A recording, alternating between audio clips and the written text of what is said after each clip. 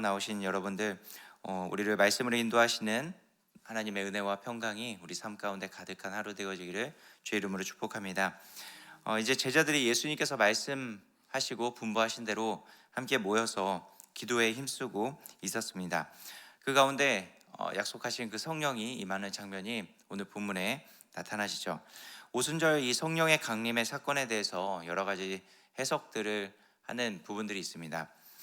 이 성령이 임하는 모습, 또 성령께서 역사하시는 그 모습을 가지고 오늘 이 사도행전 2장에 나오는 그들에게 나타나졌던 어떤 하나의 현상에 대해서 집중을 하면서 여러 가지 방언을 말하고 또 성령이 불처럼 임하는 그 모습들을 마치 성령이 강림한 그 사건으로서만 해석하고 있는 그런 해석의 방법이 있다라는 것이죠. 그래서 지금도 여전히 동일한 방법이 동일한 현상이 나타나줘야 진짜 성령이 강림한 것이다라고 이야기를 하는 그런 하나의 해석의 방법이 있는데, 사실 우리가 오늘 이 본문에서 살펴보아야 할 것은, 물론 성령이 임하여서 여러 가지 방언이 임하여지고 또 불의 혀처럼 그런 여러 가지 현상들이 나타나질 수 있지만은, 그러나 중요한 건 우리가 그 현상에 집중하는 것이 아니라 진짜 성령께서 오셔서 그들 가운데 행하여진 일들이 무엇인지를 우리는 집중해서 볼 수 있어야 되는 것입니다. 그래서 오늘 본문을 통해서 성령이 오신 이유를 같이 함께 살펴보려고 합니다. 성령이 오신 이유 첫 번째는 예수님의 증인의 삶을 살게 하기 위해서라는 것입니다. 우리가 성령이 오신 이유를 앞서서 1장 8절에서 나누었던 것처럼, 오직 성령이 너희에게 임하시면 너희가 권능을 받고 예루살렘과 온 유대와 사마리아와 땅끝까지 이르러 내 증인이 되리라 라고 말씀하신 그 말씀이 지금 이제 사도행전 2장에 와서 제자들에게 성령이 임하여진 그 사건을 통해서 확증되어지고 시작되어졌다라고 하는 것입니다. 성령이 임하면 이제 모든 사람들에게는, 이 성령이 임한 사람들에게는 예수님의 증인이 되는 삶의 모습이 시작된다라는 것이죠. 그 성령이 지금 사도행전 2장에 임하여 진 것입니다. 이제 성령이 오셔서 세상에 남겨진 제자들은 예수님의 증인으로 살아갈 수 있도록 만들어진 것입니다. 예수님의 증인의 삶은 예수님께서 이 세상에 오셔서 하셨던 그 말씀과 그 진리, 또 그 삶이 바로 진리다라고 하는 것을 증언하는 것입니다. 이 일을 어떻게 감당할 수 있을까요? 예수님이 진짜다, 예수님께서 진짜 메시아고 예수님께서 오직 우리의 구원을 위해서 모든 일들을 행하셨다라고 하는 것을 세상 사람들에게, 믿지 않는 사람들에게 어찌 증언할 수 있을까요? 여러 가지 논리적인 말로써 그들을 믿게 할 수 있을까요? 아니면 여러 가지 쇼를 마련하거나, 아니면 진짜 기적적인 방법, 큰 능력을 행함으로써 그들에게 진짜 예수님을 증언해낼 수 있을까요? 그럴 수 없다라는 것입니다.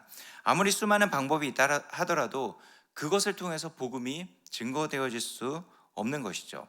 오직 성령을 통해서만 예수의 증인의 삶을 살아갈 수 있게 되는 것입니다. 성령을 통해서 예수님께서 말씀하신 것이 진리이고 예수님만이 유일한 생명이시고 구원의 길이라는 사실을 믿고 믿음의 삶으로써 예수님을 증언해낼 수 있게 되어지는 것입니다. 세상은 그리스도인들의 말에 집중하지 않습니다. 오히려 그들의 삶에 집중하고 있다는 것이죠. 아무리 말이 그럴싸하더라도 삶이 뒷받침되어지지 않는다면 그들은 믿지 않게 되어지는 것이죠. 그렇기 때문에 성령이 임하게 된 제자들 또한 그들이 말을 잘하게 되는 사람으로 변화되어진 것이 아니라 삶으로서 그들이 말하는 것을 확증할 수 있는 삶을 살아낼 수 있는 자들로 변화되어져 간 것이죠.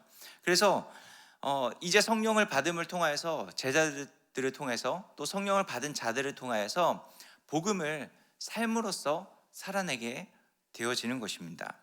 복음을 삶으로써 살아냄을 통하여서 예수님의 말씀을 삶으로써 증명해내는 것이죠. 그리고 예수님에게 부여받은 그 생명의 가치가 무엇인지를 삶으로써 증명해내게 되어진 것입니다. 우리는 이 증인의 삶을 살아가는 것입니다. 예수 그리스도를 믿는 믿음으로 성령께서 우리와 함께 주심으로 말미암아 이제 우리는 증인의 삶을 살아갈 수 있게 된 것입니다. 진리를 또 생명을 우리는 증인해내는, 또 증언해내는 삶을 살아가는 것이죠. 무엇을 통해서요? 말이 아니라 삶을 통해서 살아내는 것입니다. 아무리 힘들고 어려운 그런 상황이 우리에게 다가온다 할지라도 성령의 은혜를 덧입어서 우리가 믿고 있는 그 바를, 우리가 부여받은 그 생명을 삶으로써 증명해내어 가는 것입니다. 우리는 성령으로 말미암아 믿음의 삶을 살아갈 수 있게 된 것이고, 이 성령으로 말미암아 믿음으로 선택하고 믿음으로 행동하고 믿음으로 순종해 나아갈 수 있는 그 삶을 살아갈 수 있게 되어지는 것입니다. 이 믿음의 삶을 통하여서 세상에 소망 없는 자들에게, 세상에 생명 없는 자들에게 생명이 무엇이고 소망이 무엇인지를 성령과 함께함을 통하여서 우리는 증인해낼 수 있는 예수 그리스도의 그 증인의 삶을 살아갈 수 있게 되어진 것입니다. 이 모든 것은 바로 성령을 통해서 가능하게 되어진 일이죠. 그 성령께서 우리와 지금 함께하고 계시는 것입니다. 성령께서 오신 두 번째 이유는 바로 하나 되게 하기 위해서라는 것입니다. 성령이 임한 제자들에게 임한 한 가지 현상이 바로 방언이었습니다. 우리 6절 말씀을 같이 함께 볼까요? 6절입니다. 이 소리가 나매 큰 무리가 모여 각각 자기의 방언으로 제자들이 말하는 것을 듣고 소동하여. 아멘.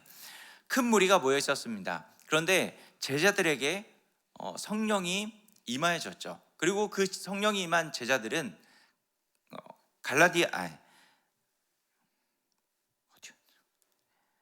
갈릴리 사람들이었습니다.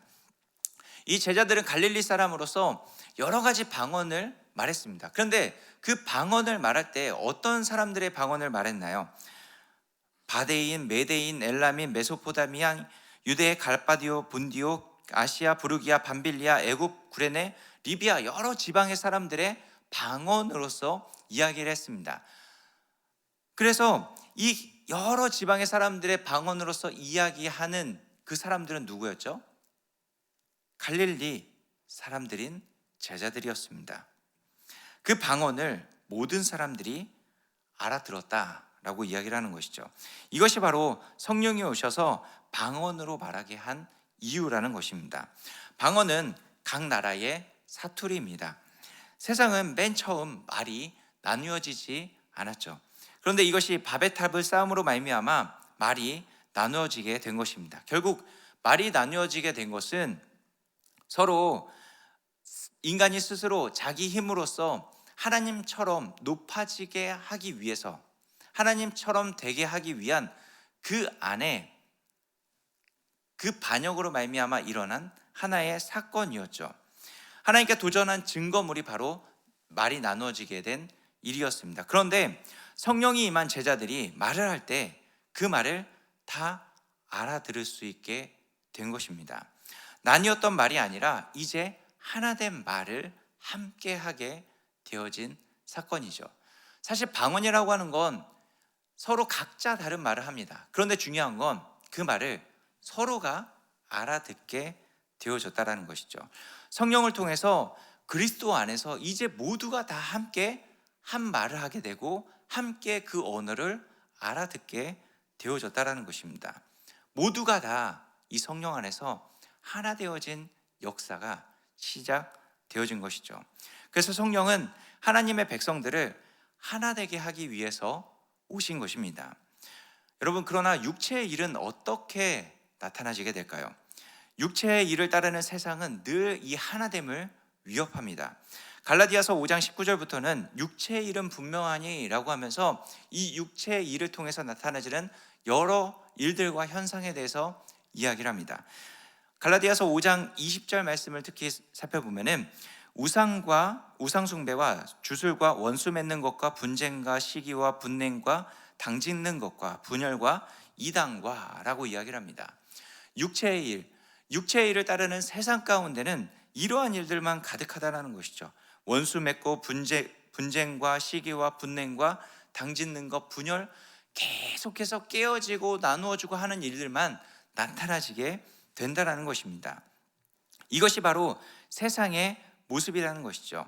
하나님께서 창조하셨을 때 만들어 놓은 아름다운 그 하나님의 모습이 세상 가운데, 또 죄의 역사 가운데 늘 깨어짐의 역사만 나타나지게 된다라는 것이죠.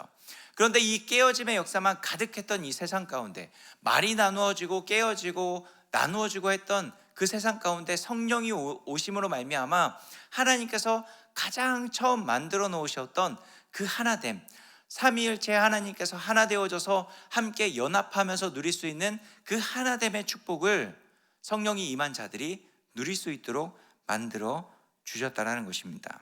이제 성령 안에서 하나 되어졌기 때문에 우리는 서로의 말을 이해할 수 있게 되어진 것이죠. 그래서 진리의 말씀을 깨닫고 함께 진리의 말씀을 나누면서 이 하나됨의 축복을 누릴 수 있게 되어진 것입니다.